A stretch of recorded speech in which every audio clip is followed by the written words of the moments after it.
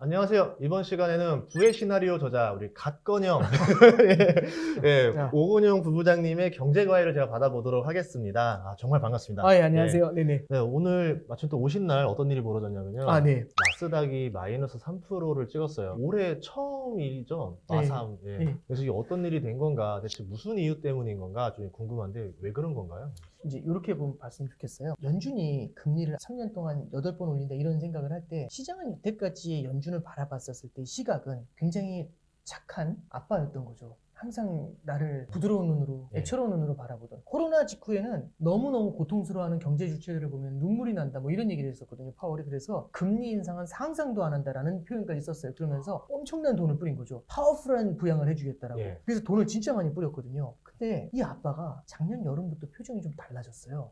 엄해진 거죠. 뭐야? 뭐 이런 느낌인 거예요. 달라고 하면 보통 옛날에 막 퍼줬는데 이제는 안 주는 거죠. 그래서 일시적으로 저럴 거야 이랬는데 계속 안 주고 있어요. 그러면 시장에서 이제 어떤 생각을 하냐면 우리 분기 한번 잡아보려고 그러시는 것 같은데 후회하실 거 이런 거죠. 그러니까 시장이 작년 말엔 또 이런 생각까지 했었던 것 같아요. 뭐 8번 올린다고 하니까 아이고 그러면 그만큼 올릴 수 있겠어? 이런 생각도 실제로 했었던 것 같아요. 이렇게까지 생각을 하면서 연준에 대해서도 어느 정도는 괜찮고 몇 번 올리는 건 괜찮고 실제 너네가 생각하는 정도까지 못 올릴 것 같아 이랬는데 양적 긴축이라는 것까지 빠르게 검토한다는 생각을 하니까 그럼 이분 바뀌었다. 사람이 바뀌었다라는 걸 확인을 한 거죠.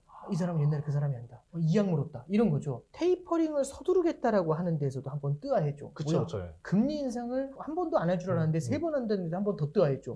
뭐야? 왜 이렇게 오버해? 그랬는데 거기에 양적 긴축이라는 옵션까지 하나 딱 붙인 겁니다. 이건 이제 하나의 시그널처럼 느껴지는 거죠. 부담. 이런 겁니다. 결국에는 이제 시장에서는 좀 안일하게 생각했었던 것들, 그런 요인들에는 악재로 작용했다라고 볼 수 있고요. 특히 이게 어디에 영향을 줬냐면 채권 시장에 영향을 주게 돼요. 그래서 양적 긴축이라는 건 연준이 보유하고 있는 장기 채권이 있어요. 그러니까 결국에는 돈을 주면서 장기 채권을 사들이는 게 양적 완화거든요. 그럼 사들인 채권 어디 있는데 연준의 자산에 이렇게 쌓아놨어요.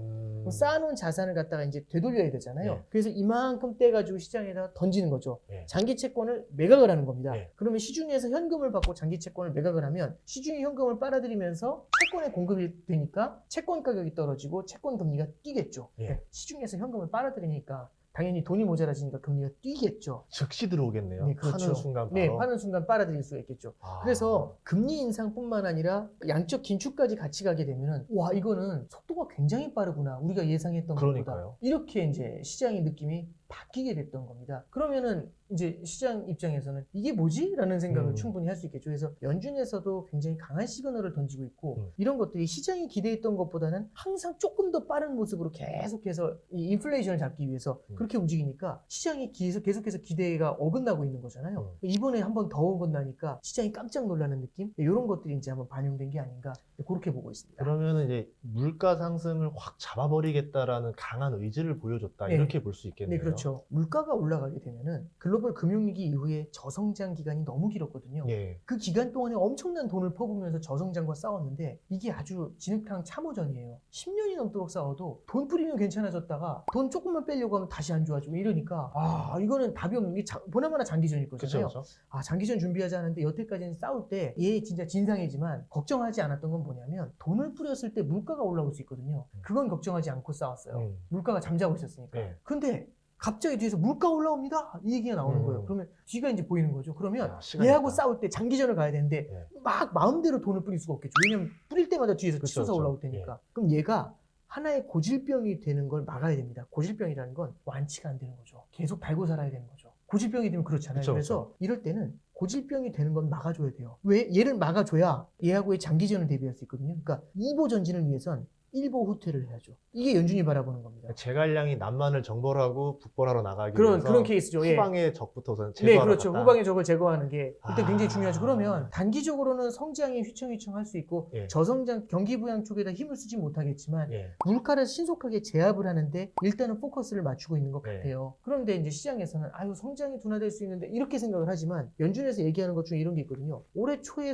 미국 성장은 탄탄해요. 그러면 이 정도 금리 인상해도 탄탄한 성장이 시장이 있기 때문에 일단은 여기 잠깐 놔두고 이거 잡을게. 이 얘기를 하고 있는 겁니다. 그럼 확실히 물가를 잡기 위해서 어쨌든 이거를 행했을 때 어쨌든 네. 부작용이 나올 거잖아요. 그렇죠. 어떤 부작용들이 있을까요? 아까 말씀드렸던 것처럼 물가가 인플레이션이 성장을 인질로 잡고 있는 거잖아요. 그렇죠, 그렇죠. 그러면 이제 법인만 잡는 거잖아요. 인플레만. 네. 그러면 잘 잡을 수 있을까요? 그러니까요. 잘못 쏘면 어떤 일이 벌어질까요? 같이 다치는 일이 생길 수가 네. 있겠죠. 예. 특정 지역의 아파트 가격은 미친 듯이 뛰는데 그 외에 모든 지역의 아파트 값은 떨어져요. 예. 그럼 금리로 얘를 어떻게 잡을까 이거죠. 금리를 얘만 올릴 수는 없거든요. 예. 그러면 얘 잡으려고 전체 금리를 인상하면 여기는 완전 주저앉겠죠. 이런 거 이제 뭐라고 하냐면 전문 용어는 빈대 잡으려다 이런 거잖아요. 다 태우는 거. 예. 다 태우는 거죠. 예. 그래서 이런 것들이 이제 실제로 연준이 느낄 수 있는 부담이 됩니다. 그래서 시장도 아유 못해 쟤는 이렇게 생각을 했는데 생각보다 빠르게 달라붙고 있죠. 가장 큰 이유는 시장이 생각보다 멀쩡해서입니다.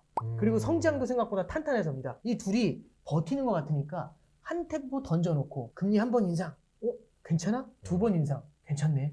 세 번 인상, 괜찮네. 근데 사실 시장은 하고 버티고 있는 그렇죠, 건데 그렇죠. 이런 것들은 이제 우리가 볼 필요가 있는 거겠죠. 이게 어떻게 보면은 어쨌든 연준 입장에서는 미국을 기점으로 본 거잖아요. 네네네. 그러면 이제 미국 같은 경우를 기준으로 봤기 때문에 미국이 견뎌내나 안 견뎌내나 수준을 보면서 갈 건데 네. 실제로 이제 그것보다 더 취약한 나라들, 뭐 신흥국, 뭐 남미부터 시작해서 아시아까지 하면은 얘네들은 좀 더 고통스러워하지 않을까, 그렇게 되지 않을까. 그러니까 걱정이 신흥국들이 되거든요. 지금 예. 금리를 꽤 많이 올렸어요. 아, 금리를 그래요? 올리면서 예, 자본이 나가는 걸 막아줘야 되거든요. 결국에는 신흥국들의 성장은 둔화될 수밖에 없고 경기도 안 좋은데 금리를 올려야 되네요. 그렇죠, 그렇죠. 그럼 신흥국들과 미국과의 성장률 격차가 벌어지게 되면 자본이 미국으로 쏠리게 되겠죠. 그러니까 지금 현재가 뭐 왜 미국 빼고 다 별로 안 좋아요라고 하면 이제 그런 데서 이제 이유를 찾을 수 있는 거고요. 결국에는 자본이 다 이쪽으로 몰리면서 더욱 탄탄하니까 더욱더 긴축의 속도를 올려가는 그런 모습인 겁니다. 그럼 지금 환율이 오르는 것도 그거와 관련이 있는 건가요? 그렇죠. 이제 작년에 보면은 네. 원달러 환율이 올라가는 걸 보면 여러 가지 요인들이 있지만 네. 미국의 금리 인상 스탠스가 바뀔 때마다 한 번씩 뛰기 시작을 해요. 근데 이제 금리 인상 스탠스가 바뀐다는 건 뭐냐면 시장이 깜짝 놀랄 때는 시장이 기대하는 것보다 뭔가 강한 게 들어오면 놀라거든요. 그러면 우리는 한 번 올릴 줄 알았더니 두 번 올린대요. 그러면 환율이 뛰어요. 달러가 강해지는 거죠. 두 번 올릴 줄 알았더니 세 번 올린대요. 달러가 더 뛰어요. 세 번 올릴 줄 알았더니 양적 긴축도 안 돼요. 그럼 달러가 또 뛰어요. 그래서 오늘 보면 1,200원을 넘거든요. 이런 것들이 이제 실제로 달러 강세를 촉발하는 네. 이제 그런 요인들로 해석을 할 수가 있습니다. 달러가 이렇게 오르면은 뭐 이런 말도 하더라고요. 우리나라한테 좋은 거다. 수출 기업들한테 좋은 상황 맞아요. 네. 근데 이게 예. 결국에는 그런 것 같아요. 저도 교과서에서 그렇게 배웠는데 환율이라는 게 결국엔 주식에는 실적도 되게 중요하지만 수출 실적도 중요하지만 얼마나 많은 사람들의 수급이 존재하느냐. 그러니까 지금 질문 주신 거는 EPS하고 멀티플인 건데 환율이라는 게 만약에 높아서 달러가 강해서 원화가 약해서 수출이 잘 되면 EPS는 올라갈 수 있어요. EPS 쪽이 좋을 수는 있는데 문제는 멀티플이 어떤지가 문제가 되는 거죠. 멀티플이라는 건 수급하고도 연관이 그쵸, 있는데 그쵸. 이 멀티플 수급에서 가장 큰 영향을 주는 게 개인이냐 기관이냐 외국인이냐인데 외국인이겠죠? 예. 그 사람들은 달러를 팔고 원화를 사서 들어오는데 딱 들어오려고 하는데 기업은 돈을 많이 벌 것 같은데 원화 가치가 많이 떨어질 것 같은데요? 그럼 원화를 살 생각이 안 나겠죠. 환차손이 나잖아요. 그렇죠. 그러면 이제 I'm sorry 하고 가는 거죠. 그럼 결국에는 환율이 뛰었었을 때 이렇게 유동성, 글로벌 유동성, 외국인 유동성에 의해서 움직이는 장에서는 환율이 상승하는 게 주식시장에는 그렇게 좋은 일만은 아닐 수도 있습니다. 그래서 수급의 관점에서도 한번 볼 필요가 있다. 이제 이렇게 해볼게요. 그러니까 코스피가 정점 찍었을 때 보면 항상 환율이 좀 낮았던 것 같아요. 네, 그렇죠. 그런 영향을 볼 수 네네. 있겠구나. 예, 알겠습니다. 자, 그럼 이제 실제로 벌어졌을 때 이제 연준이 이제 채권을 이제 매각하게 되면은 증시 부동산에 어떤 영향을 끼칠까 이것도 좀 걱정이 되거든요. 첫 번째는 연준이 매각하는 채권은 장기채입니다. 그럼 장기채를 매각을 하면서 시중에서 자금을 끌어당기게 되면은 장기국채의 금리가 뛰게 되겠죠. 그럼 장기국채의 금리가 뭐하고 연동이 돼 있냐면 미국의 장기국채 금리는 모기지하고 연동이 돼 있어요. 이런 것들은 모기지 금리를 끌어올리면서 미국의 부동산 시장에는 아무래도 부담을 늘려주게 될 겁니다. 부동산 가격이 많이 올라 있고 부채가 많은 상태에서 금리가 빠르게 뛰는 것들은 부담이 커질 수가 있거든요. 근데 이런 반론도 가능해요. 미국은 다 고정금리라는데 고정금리면은 금리가 오르더라도 기존에 대출받은 사람은 안 들어가도 그 영향을 안 받죠. 근데 새로 사는 사람은 문제죠. 그렇죠. 투자라는 건 내가 산 걸 뒤에서 누군가 사줄 수 있어야 돼요. 그래야지 가격이 유지가 되잖아요. 그쵸. 기존의 낮은 금리는 유지가 되겠지만 아무도 안 들어와줘. 이러면 이제 고전을 할 수도 있는 거죠. 그래서 첫 번째는 부동산 시장에는요. 모기지 금리를 올린다라는 악재는 분명히 존재합니다. 물론 그런 부동산 폭락하나요? 그게 아니라 미국에서 인프라 투자도 한다고 하고 예. 굉장히 다양한 형태의 주거 정책들을 쓴다라고 하면 얘기가 달라질 수 있는데 어쨌든 금리라는 사이드에서 봤었을 때는 아무래도 주택시장에 좋은 얘기는 아니다. 예. 이게 이제 첫 번째 포인트가 되는 거고 증시 같은 경우는 저는 조금 좀 눈여겨볼 필요가 있는 것 같아요. 그러니까 앞서 말씀드렸던 것처럼 금리가 올라가고 돈이 긴축이 일어났을 때도 실적이 탄탄하면 좋은데 이럴 때는 결국에는 차별화가 되게 뚜렷하게 나타날 수 있다라고 생각을 해요. 그리고 그 차별화라는 거는 이런 거죠. 이 정도 레벨에서는 괜찮은 줄 알았더니 더 올라가니까 이것보다 한 레벨 더 높으니까 견디지 못하는 거죠. 주식시장의 난이도도 굉장히 많이 올라가는 그런 느낌을 받을 수 있습니다. 이럴 때일수록 펀더멘털이 좋은 기업들에 굉장히 집중을 할 필요가 있다. 이런 정도의 조언을 드려볼게요. 축구로 치면은 이제 수중전이 됐을 때 네네. 예. 예. 그 와중에도 수중전 잘하는 선수들이 있거든요. 그렇죠. 예. 알겠습니다. 네네네.